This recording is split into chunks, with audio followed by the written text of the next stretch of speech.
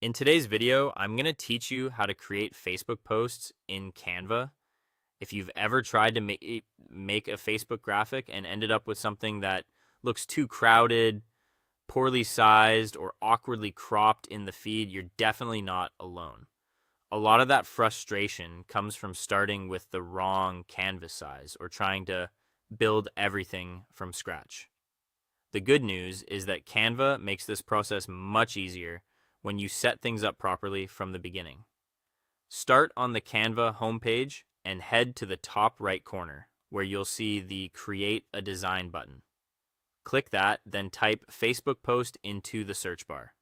From the results, choose the standard Facebook post square format at 1200 by 1200 pixels.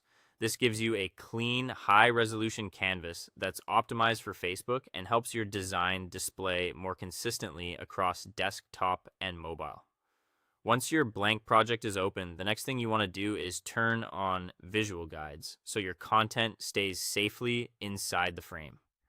Go to the top menu, click File, open View Settings, and enable Show Rulers and Guides, then Show Margins. You'll now see a dashed boundary around the canvas. This is your safe zone, and it helps keep important text and graphics from sitting too close to the edges where they can feel cramped or get lost in the feed.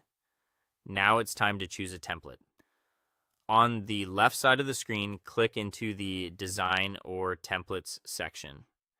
Use the search bar to look for a style that matches your goal, whether that's a sale post, an announcement, or something more professional and minimal. Browse through the options and click the one that fits your message best.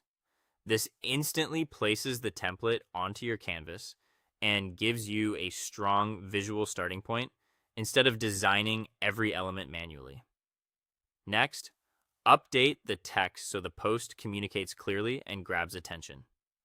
Click into the main headline text box, replace the placeholder text, and write your key message or offer.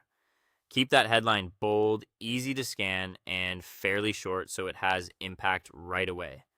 Then use the toolbar at the top to adjust the font, size, and colors so everything matches your branding.